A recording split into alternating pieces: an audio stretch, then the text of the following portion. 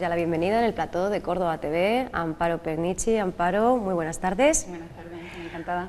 Amparo, pues encantadísimos de tenerte de nuevo aquí. Amparo es la responsable en Andalucía de Paz con Dignidad, la asociación no lucrativa de solidaridad, derechos humanos y cooperación al desarrollo, nacida en el año 95.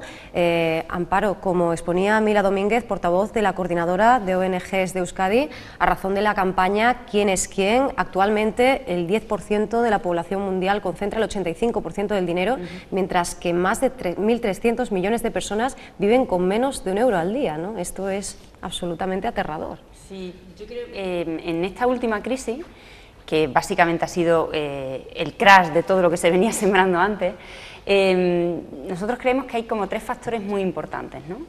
El primero es una concentración de la riqueza impresionante. Ya ni siquiera los más ricos son tan ricos, hay unos pocos mucho más ricos y los otros se han quedado ahí como en segundo lugar, con lo cual es como mucho más, es más catastrófico todavía, porque evidentemente esa concentración hace que los que estamos por debajo, porque estamos mucha gente por debajo, especialmente los que están a la cola, sufran infinitamente más, ¿no? Eso genera conflictos, sin lugar a dudas, ¿no? Cuando vamos a los institutos y decimos ¿qué es lo que puede generar más conflicto en este mundo?, ellos dicen el dinero, ¿no?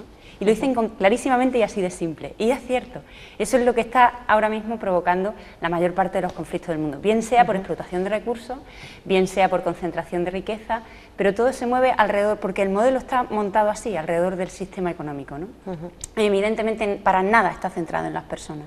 El segundo factor es la increíble devastación medioambiental, sin parangón en ninguna otra época histórica, y el tercero es el traslado de poder hacia ejes que desde luego distan mucho de ser democráticos y que no votamos ninguno, ¿no? El FMI, el Banco Mundial, el Banco Europeo, la Troika, forman parte de estamentos que no controlamos directamente, ¿no?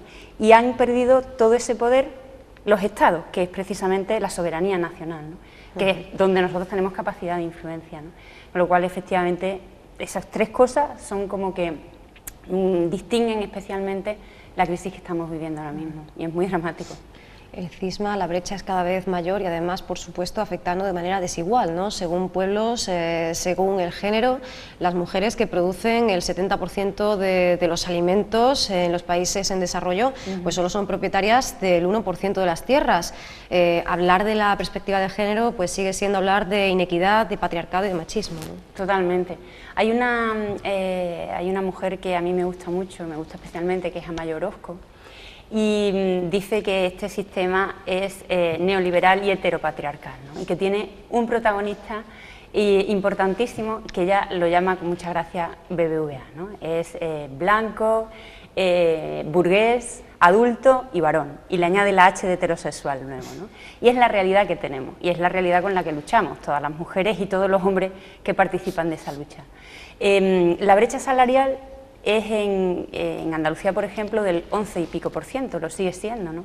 Muy parecida a países latinoamericanos como Chile, ¿no? En otros es bastante más importante.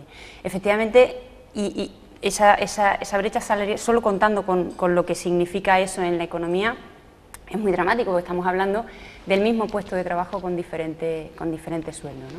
Por supuesto, lo que tú comentabas es así, ¿no? Ese informe que salió hace muy poco da una pauta clarísima de quién está manteniendo la sociedad, quiere decir, quién está en la base de los cuidados y quién está en la base del mantenimiento reproductivo de esta sociedad, ¿no? Y cómo esa desigualdad hace que se invisibilice completamente toda esa parte, ¿no? Hay gente que reclama que esos cuidados estén dentro del Producto Interior Bruto para que precisamente tengan ese peso económico, lo que pasa es que sería como muy retorcido, ¿no? Precisamente estamos luchando contra que ese modelo económico sea como es, pues entendemos que quizá pueda haber otras soluciones, ¿no? Pero efectivamente hay muchísimas mujeres dedicadas a los cuidados y además trabajando fuera, duplicando jornadas, y haciendo que, bueno, digamos que este sistema las maltrata o nos maltrata profundamente, ¿no? Es verdad que a mí me alegró mucho el Día de la Violencia de Género, muchísimo, que en los tweets, de repente, yo es la primera vez, es el primer año que noto a un montón de hombres haciendo precisamente esa labor de incidencia, ¿no? Lo cual a mí desde luego me alegra profundamente, porque eso es dar un paso adelante, Es ¿no? fundamental, claro que sí, que se sientan integrados, claro, ¿no? En esa lucha hacia la igualdad, a fin de cuentas, ¿no? Yo creo que ganamos todos, ¿no? Y cuando lo entendamos todo el mundo, yo creo que va a ser un paso especialmente importante, sí. Y por eso esta cuestión está siempre presente, ¿no? Con mayor, con menor incidencia en las publicaciones, en los diferentes números de la revista Antorcha. Ahora hablaremos de los publicados, ¿no? En el último, los últimos meses, podemos decir, en el último semestre. Podemos, si quieres, Amparo, conocer un poquito más, ¿no? Cada vez que nos visitas, pues aprovechamos para conocer un ámbito, un campo de trabajo de Paz con Dignidad, porque son muchísimos. Concretamente, ¿bajo qué circunstancias nace Antorcha, esa guía lumínica? Pues Antorcha nace al hilo de proyectos de educación para el desarrollo. En este caso están dentro de un proyecto que financia el Ayuntamiento de Córdoba, y lo que hacemos en ese proyecto es que generamos unas redes de trabajo entre gente, profesorado de la Universidad de Córdoba, de la UCO, y alumnado.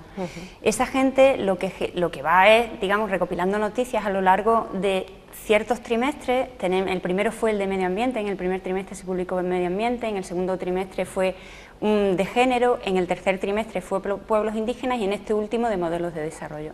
Entonces nos organizamos de tal manera que recopilamos y luego pues un poco nos coordinamos entre todos y todas para que esos artículos dedicados a esos temas concretos, publicarlos en esa revistita, ¿no? En ese boletín, y nos sirve un poco a todos como formación, por un lado, como formación previa, como rastreo, que eso siempre es importante, como labor de investigación en el tema concreto que estamos estudiando, y además luego lo difundimos ampliamente, ¿no? Nos ayuda el área de cooperación de la UCO, nos ayuda el Ayuntamiento de Córdoba, nos ayuda el Distrito Centro, mesas de convergencia, en fin, ya tenemos un amplio abanico de gente colaboradora para esa difusión, y la verdad es que está funcionando muy bien en cada uno de esos temas que hemos tocado. Siempre hemos levantado alguna polémica, algún debate, y bueno, pues la intención es provocar eso, ¿no? La reflexión en cada tema.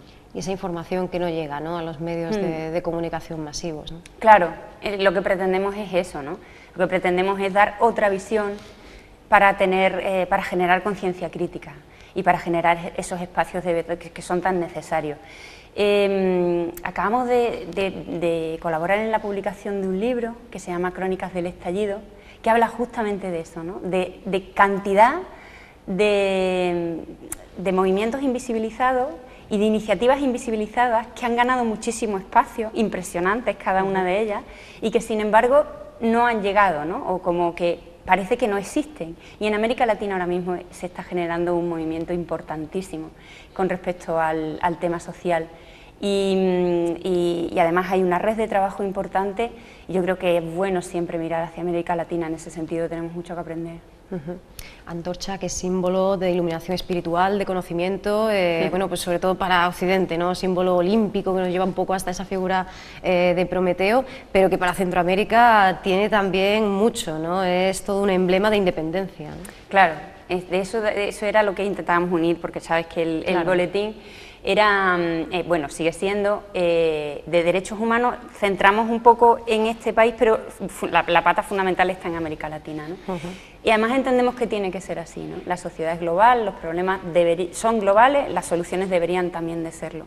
Ese tender puente es lo que Paz con Dignidad intenta siempre, en cada una de las acciones que hace en Educación para el Desarrollo. De hecho, el siguiente proyecto que acabamos de iniciar con la Junta de Andalucía va justamente de eso, o sea, justamente además se llama así, Tendiendo Puentes, y trata en 8 pueblos andaluces de generar una red en la que se trabajen con movimientos de América Latina online, en generar vínculos con movimientos sociales de esos pueblos, y además luego hacer un trabajo conjunto que se pueda presentar conjuntamente, ¿no? Es que creemos que generar redes y sinergia es la única manera de salir de esto, porque creo que hay mucha gente trabajando, la hay en Córdoba ya, la hay desde luego en Andalucía y en el resto del país, y si además nos unimos internacionalmente, que es lo que estamos haciendo, vamos a tener mucha fuerza, ¿no? Amparo, podemos hablar, si te parece, de ese quinto y último boletín, pues de este recién terminado 2013, venía a cerrar el año bajo la temática o el título de modelos de desarrollo y derechos humanos.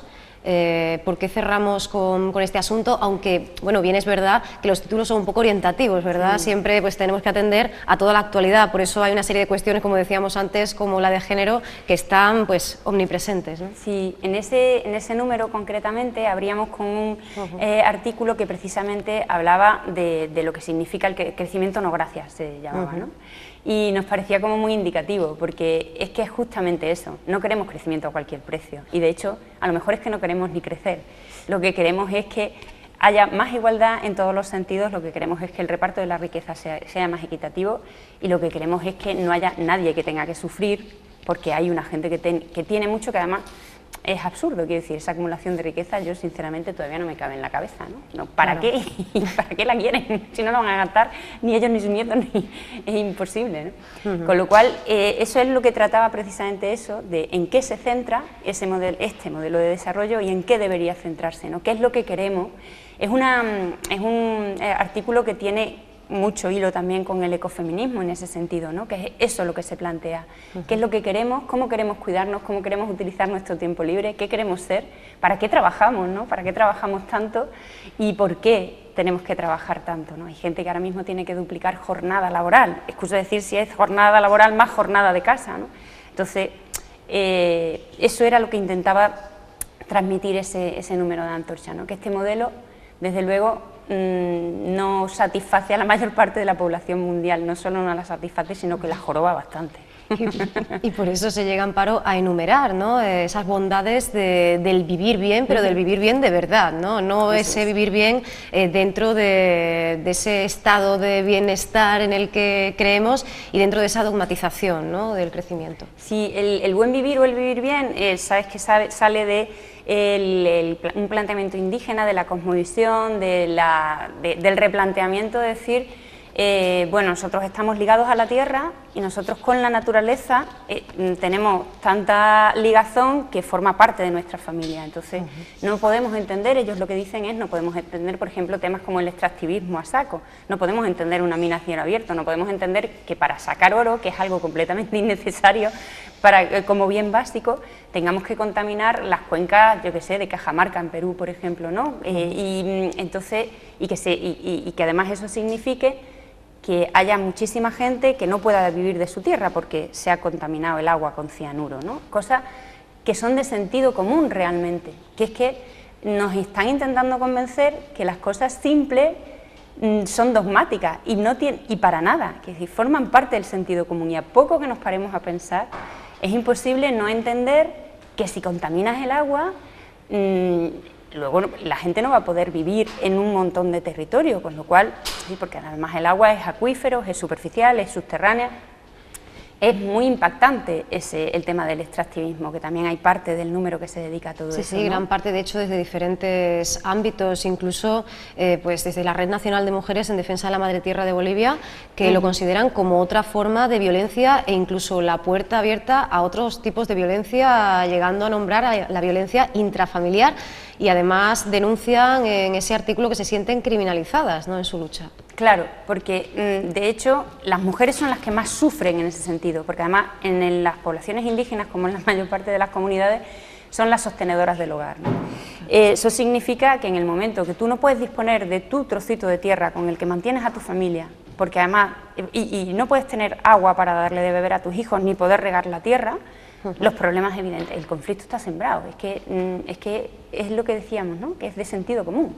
Claro. Si además ese extractivismo lo que hace es expropiar un montón de territorio, y pasa como por ejemplo en Colombia, que eso está ligado además a un conflicto interno con paramilitares y con desplazamientos internos muy importantes, pues todo eso hace que la violencia crezca impresionantemente, y claro que es intrafamiliar. porque además en el momento que no hay sustento, Claro. los problemas crecen exponencialmente. Es un efecto dominó. Bueno, como decía Eduardo Galeano, la naturaleza es muda, ¿verdad? Ahora aprovecharemos para hablar de la entrevista en la que el entrevistado precisamente, Alberto Acosta, sacaba a relucir esa cita y la propia entrevistadora decía que los suelos también lloran, ¿no? Claro. A pesar de ello. Claro. Alberto Acosta acaba de publicar un libro que precisamente habla de todo eso, ¿no? Habla del conflicto en Yasuní, en Ecuador, habla del conflicto en Colombia y básicamente, en general, es un tema como muy candente ahora mismo, lo que estábamos comentando antes, ¿no? El tema del extractivismo, los modelos extractivos en América Latina. Alberto lo que hablaba en esa entrevista es que efectivamente puede haber dos modelos extractivistas en América Latina. Uno puede ser el que está, digamos, un ejemplo clarísimo, puede ser el de Colombia, y otro ejemplo clarísimo puede ser Bolivia o Ecuador. Son modelos distintos, pero son extractivistas igual. O son el mismo modelo, pero a lo mejor el reparto de riqueza es distinto, y es lo único que los diferencia. Pero realmente los impactos y la gestión del extractivismo está siendo la misma en países con ese socialismo del que hablan del siglo XXI y países extremadamente neoliberales como Colombia. Y los impactos son los mismos. Y ahora mismo se están generando alternativas, por ejemplo, de minería artesanal, de la que han vivido muchísimas comunidades indígenas en Bolivia, por ejemplo, y que, bueno, pues se han desplazado completamente y han llegado las multinacionales. En Guatemala hubo un problema importantísimo con la Goldcorp, por ejemplo, en una mina de oro, en la que afectaba a tremendas comunidades indígenas y de lo que y habían justamente roto con el tema de la minería artesanal que trabajaban esas comunidades y que les daba de comer y que vivían dignamente con eso. En el momento que se establece la multinacional todo eso se acaba, pero además es que el territorio se ocupa y además es que hay un trasvase de tierra, es decir, se expropian las tierras, se les quitan a esas comunidades indígenas por un desarrollo, por el bien común del país, y lo que se genera es un conflicto tremendísimo, ¿no? Y volvemos a lo de antes, ¿no? Y con todo lo que eso genera de violencia. Y eso es un poco lo que trata Alberto Acosta en su último libro. Alberto Acosta, expresidente de la Asamblea Constituyente de Montecristi, exministro de Energía y Minas de Ecuador, él lo expresa con mucha claridad, ¿no? Esa respuesta al ataque transnacional, es la lucha a escala local pero también global, es decir, complementándose ambos, y aboga por esos derechos de la naturaleza, algo en lo que, por cierto, tenemos que pensar todos, ¿no? Todo el planeta, ¿no? Ya atrás queda ese diálogo de norte y sur, ¿no? Todos somos hijos de la naturaleza y por tanto no podemos, por supuesto, privatizarla, pero ya ni muchísimo menos destruirla, ¿no? Sin embargo lo hacemos, ¿no? Y sin embargo lo hacemos. Es más, es lo que más hacemos. Efectivamente. Con lo cual es bastante duro, sí. Pero él lo que planteaba es eso justamente, ¿no? Que ante todo, primero que no tenemos ningún proyecto de futuro. Con este modelo extractivista y con este modelo de producción no tenemos ningún proyecto de futuro. Deyanira Soscue, cuando vino la última vez, nos planteaba planes estratégicos de 500 años vista. Eso es un plan estratégico. Lo demás son tonterías. Es decir, eso es pensar en tus nietos, o sea, pensar en tus hijos, pensar en tus nietos y pensar en el resto de las generaciones. Porque tú no tienes ningún derecho a privar de todo lo que nosotros podemos disfrutar en este momento a las generaciones futuras. Y eso es un poco lo que también reclamaba Alberto Acosta, ¿no? Que él es lo que dice es que, como decía Galeano, ¿no? Que la naturaleza no es muda y es más, nos hace pagar siempre un precio muy alto. En el momento que encauzamos un río termina siempre saltándose el cauce, es decir, la naturaleza es lo que es. Claro. El problema, pues eso pasa, no sé, se me ocurre ahora y se me viene a la cabeza historias como las de los manglares. Acabamos de comer un montón de langostinos estas Navidades, que muy probablemente vengan, por ejemplo, de los manglares de Ecuador, ¿no? Los manglares son esas lenguas de mar que entran dentro de la tierra y tienen una biodiversidad tremendísima. Ahí es donde se plantan las camaroneras. Eso también se hace habitualmente en América Latina con pesca artesanal.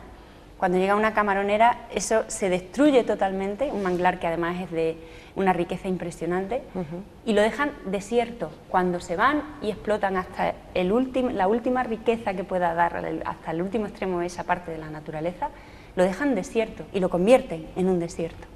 Con lo cual, es que ni siquiera aprovechan, ni siquiera hay una restauración ambiental, nada. es como un precio muy alto, ¿no? Lo que van a tener que pagar las generaciones venideras por las barbaridades que estamos haciendo. Antes hemos hablado ya de Colombia y efectivamente pues este país se debate un poco en esa defensa de la protección constitucional de estos derechos y bueno, y la asunción por parte del gobierno de que la extracción minera es, como tú has dicho antes, el motor del desarrollo, ¿no? El extractivismo sigue siendo pues la gran lacra, una de las grandes lacras en este siglo XXI, ¿no? Claro, sobre todo para los países que tienen recursos, que claro, es lo más, que son al final más dramático. Efectivamente, los claro, más expuestos. Exacto, ¿no? Y que además están explotando, que además esos recursos están explotados por multinacionales que ni siquiera dejan unas regalías mínimas en los países, ¿no? En esos países donde están operando, ¿no? Que van del 1 al 4% en América Latina, por ejemplo. Es una barbaridad, en Finlandia están en un 80% en la extracción del petróleo. Aquí es que dependiendo de dónde explotan ya saben ellos, ¿no?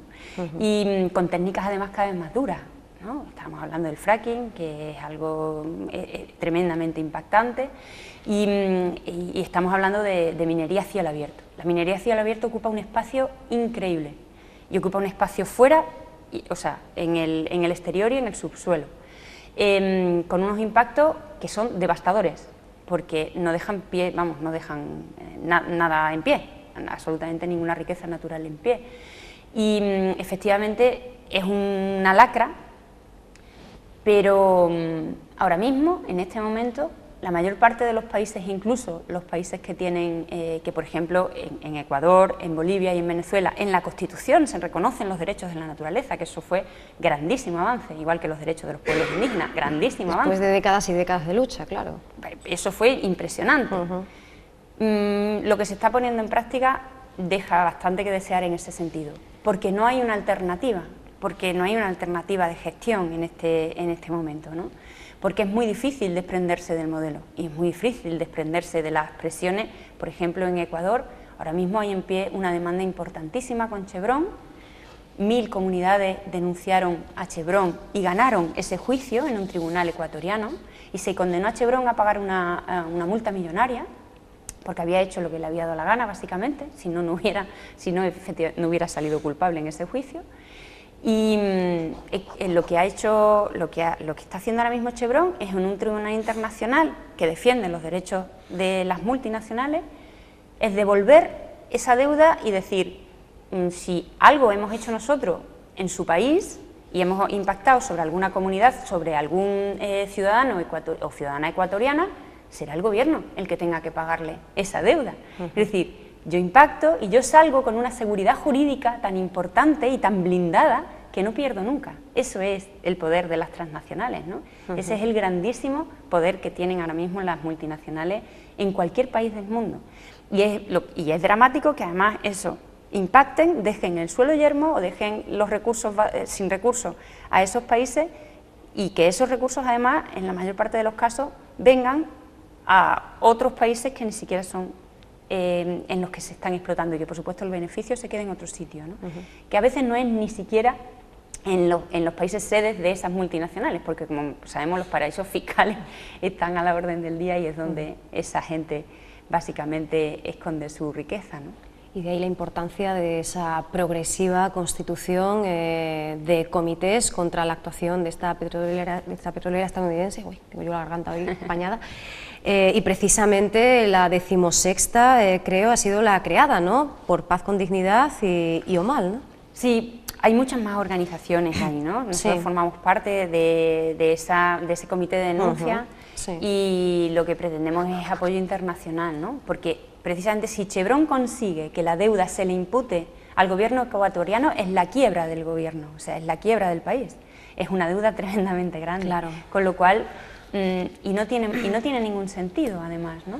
Y bueno, lo que se intenta ahí es generar lo que decíamos antes, ¿no? Es trabajar en red con muchos organismos, o sea, con muchos colectivos y muchas instituciones, no solo de este país, e intentar que eso salga a la luz, porque es verdaderamente, es clarísimamente denunciable, ¿no? Se alzan esas manos sucias, ¿no? Sí. Para pues, mostrar ese rechazo de que el capital, como lo era el hombre para Protágoras, se haya convertido en la medida, ¿no?, de todas las cosas. De todas las cosas, es así. Pero es así además en todos los órdenes. Sí.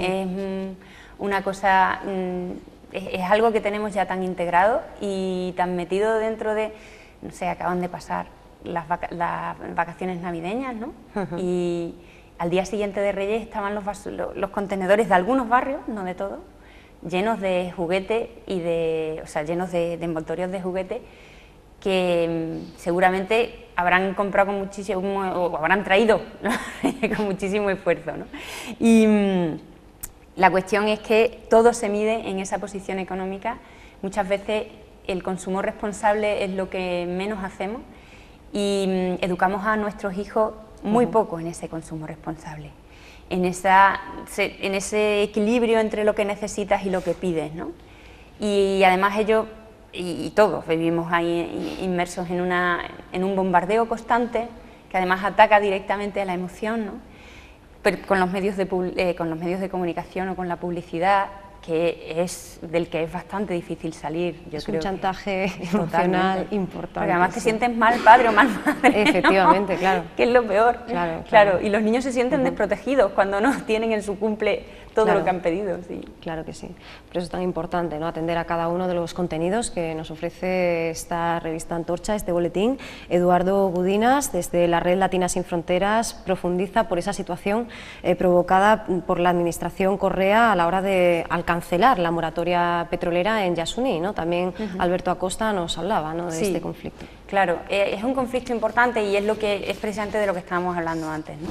Entre la intención de hacer de que un gobierno como el de Correa tenga la propuesta o la iniciativa de generar espacios diferentes de riqueza o de generar fuentes diferentes de riqueza y lo que realmente luego hace, ¿no? O lo que puede hacer. Evidentemente gobernar es complicado, seguro, pero hay una oposición importante que ya se levanta. Por ejemplo, en Bolivia pasa igual también, ¿no?, con algunas explotaciones o con la carretera. El año pasado hubo un problema importantísimo, un conflicto importantísimo con la carretera del Timnis, que atravesaba un parque natural, entonces, o con el gasolinazo de Evo Morales de hace unos años. Todo eso como que enfrenta lo que realmente se puede hacer y lo que tú puedes hacer desde el gobierno, ¿no? Evidentemente, nosotros pensamos que se puede ser bastante más radical. Ese tipo de gobiernos han alcanzado un montón de logros, desde luego. Gobiernos como el venezolano han reducido la extrema pobreza a la mitad. Eso ya es importantísimo. La educación es muchísimo más universal en esos países que antes de que esos gobiernos empezaran a hacer sus políticas. Pero hay cosas que hay que resolver. Y de verdad que precisamente el tema de Yasuní es un ejemplo clarísimo de ese conflicto, ¿no? De que hay que plantear alternativas al modelo extractivista y hay que plantear alternativas al modelo de desarrollo. Alternativas, además, que sean contundentes, ¿no?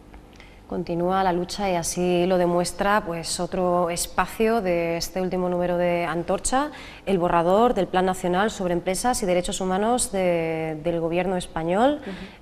Bueno, pues y ese Tratado Internacional de los Pueblos bajo el título La defensa de los derechos de los pueblos ante el poder corporativo, encuadrado en esa campaña global Desmantelemos el poder corporativo y pongamos fin a la impunidad. No sé si podemos decir que estamos más cerca de que esos códigos vinculantes se hagan punibles y punan de hecho los crímenes de las corporaciones transnacionales en una corte internacional que los juzgue, ¿no?, que es a lo que se aspira, ¿no? Eso, exactamente, eso es a lo que se aspira. Y yo no creo que estemos mucho más cerca, desgraciadamente. Estamos luchando para que eso sea así. Claro. Y lo que estamos es poniendo de manifiesto el desequilibrio tremendo entre las leyes mercatorias, la cantidad de leyes que protegen y la cantidad de instituciones y organismos que protegen el sector privado y la escasísima capacidad que tenemos para defender los derechos humanos, ¿no? Tienen que ser crímenes de lesa humanidad y además tienen que ser tan bestiales que es imposible que, por ejemplo, una comunidad indígena tenga capacidad para defender sus derechos como derechos humanos ante una corporación multinacional, ¿no? Porque además se mezclan ahí los intereses del desarrollo y entonces acabarán. Efectivamente, por ejemplo, hay todos los organismos internacionales como el Banco Mundial o como el Banco Europeo tienen a su vez un tribunal de arbitraje, o como la Organización Mundial del Comercio, un tribunal de arbitraje que defiende esos intereses. Eso sumado además a la seguridad jurídica que persiguen todas las empresas, que es importantísima. En la última cumbre iberoamericana el presidente Rajoy ya defendió que en este país había una seguridad jurídica importante y que ya se habían rebajado lo suficiente los derechos laborales como para que las multinacionales latinoamericanas vinieran a invertir, ¿no? Se han invertido un poco por los ahora, ¿no? Y estamos además como solicitando esa inversión extranjera para que salve lo que, y para que ese mismo modelo que ya se utilizó a finales de los años 90, y que fueron las multinacionales españolas las que coparon ese espacio en América Latina, pues ahora lo que estamos solicitando a las transnacionales latinoamericanas es que vengan a invertir, ¿no? Pues entre la ley mercatoria y la seguridad jurídica que se ofrece en la mayor parte de los países a esas empresas, lo que significa que inviertan lo que inviertan, tienen su capital asegurado con cualquier conflicto futuro, sea guerra, desastre natural, el capital está asegurado y lo asegura además el gobierno de ese país. Pues difícilmente vamos a poder defender en igualdad de condiciones los derechos humanos sobre los que impacta el desarrollo de la actividad de esas multinacionales, ¿no? Claro. Y lo que se persigue es eso, lo que se persigue ya no es un reconocimiento de esos derechos, que efectivamente están reconocidos y con el amparo de la ONU no habría en ese sentido ningún problema, ¿no? El problema es que haya un tribunal que juzgue que eso efectivamente está por encima del derecho de cualquier sector privado a impactar sobre la vida y la calidad de vida de esas personas, ¿no? Y la desgracia es que hasta hoy el bloqueo perpetrado por el lobby de esas corporaciones sobre las instituciones del sistema de derechos humanos ha bloqueado sistemáticamente, ¿no?, este tipo de medidas, ¿no? Claro.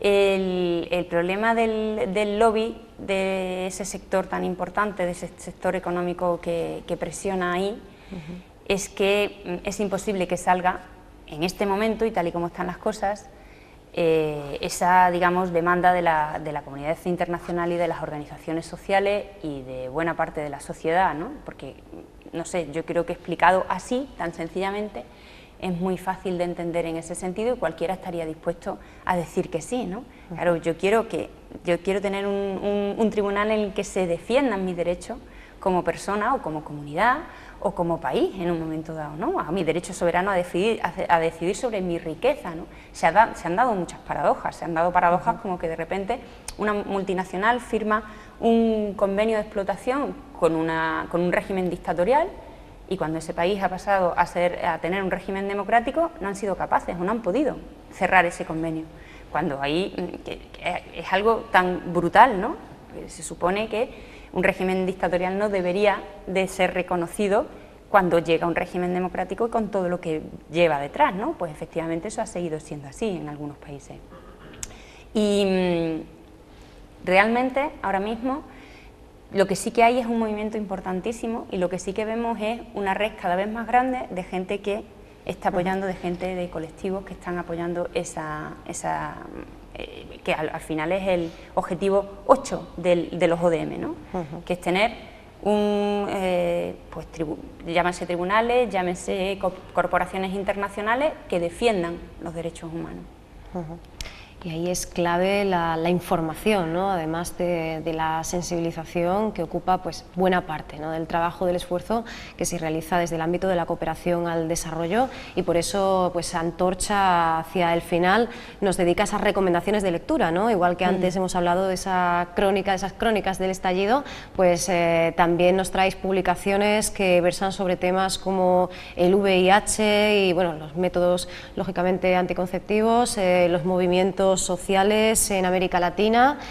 También hablamos en un momento determinado pues de ese segundo desembarco, ¿verdad?, en América Latina, también del monocultivo, centrándonos en Nicaragua, aunque es una problemática, ya lo vimos aquí con Juan Ansión hace unos meses, esa apuesta por el policultivo, en fin, un poco esos temas que, como decíamos antes, no traspasan, no llegan a los medios de comunicación habituales y que, sin embargo, es una realidad que nos afecta, ¿no? Y que está trabajada, y ahí por eso planteamos también esos recursos educativos de alguna manera, o esos recursos formativos, precisamente para que cualquier persona que esté interesada en el tema profundice más, ¿no? Ahí se hablaba también, había una propuesta de ecofeminismo. Efectivamente. Y el segundo desembarco es un vídeo que hicimos, un documental que hicimos en el 2010, lo sacó Paz con Dignidad, y de lo que trata es precisamente del Lo llamábamos así porque era como el segundo desembarco que hace este país con las multinacionales españolas en América Latina en el 2010, ¿no? Un poco haciendo una especie de paralelismo entre el desembarco hace 500 años, ¿no? Y de lo que se trata es de dar algunos recursos con los que pueda la gente trabajar un poquito más el tema, ¿no? Y abrir también, siempre ponemos también en algunos artículos, otros artículos relacionados para que si alguien quiere profundizar, pues lo pueda hacer, ¿no? O enlaces que nos permitan pues leer los textos, ¿no? Exacto, De manera enteros. íntegra, como por ejemplo ese borrador al que hacíamos antes referencia. Bueno, pues está empezando el año, Amparo, yo espero que mantengamos, ¿no? El espíritu que también en este último número de Antorcha pues nos mostraba Richard Girard del Polaris Institute de Canadá, que bueno, nos trasladaba, ¿no? ese ánimo y esa necesidad de seguir trabajando con ilusión, y precisamente dentro de unas semanas en la sección Participa, ya el lunes, volveremos a hablar con vosotros, Amparo, de ese aula crítica, ¿no? Sí, ese es el trabajo que ha hecho mal durante todo este año, el observatorio durante este año, porque hemos pensado que siempre trabajamos mucho y muy deprisa, ¿no? Publicamos todos los años un libro, hacemos un montón de conferencias, en fin, trabajamos mucho y muy deprisa y no recopilamos el trabajo que llevábamos hecho. Y entonces era un poco siempre ir a matacaballo, ir intentando solventar siempre la siguiente charla, que está bien, porque es algo que nos lleva al ritmo de trabajo que tenemos, pero hemos pensado que este era el año de parar un poquito, de hacer recopilación y de generar una serie de bloques estratégicos que son transnacionales, que son responsabilidad social corporativa, que son logros de las alternativas, logros y alternativas, y compilar un poco todos esos recursos educativos que hemos generado durante todo este tiempo, toda esa serie de charlas, toda esa serie de artículos, para generar como 3 bloques de trabajo de los que la gente pudiera tirar con toda libertad y estuvieran un poquito ordenados, ¿no? Ya no es llamar al observatorio y decir, bueno, ¿qué nos pasáis sobre el caso de Colombia o sobre el caso de Bolivia? Sino que pudiera y que estuviera bien organizado, ¿no? Y de eso hablaremos el próximo día. De todas formas, creo que has dicho una cosa que es fundamental y que creo que tenemos que tomarnos muy en serio, y es trabajar con un poquito de alegría. Sí. Y transmitir un poquito de ilusión, fundamental, porque además es que si no, vamos a morir en el intento, vamos a morir en el intento la gente que estamos trabajando en esto, y vamos a transmitir difícilmente, porque sí que pensamos que todos necesitamos ese rayito de ilusión, como decía Paulo Freire, no se puede educar si no se educa con alegría y si no se educa con ánimo y con la sensación de que las cosas pueden cambiar y que pueden cambiar de verdad, ¿no? Y mirando a los sitios donde efectivamente han cambiado y mirando a la gente que ha hecho que eso cambie. Pues Amparo, muchas gracias por traernos ese haz de luz, en este caso, para cerrar la semana. Nos vemos en breve. Entonces, muchas gracias.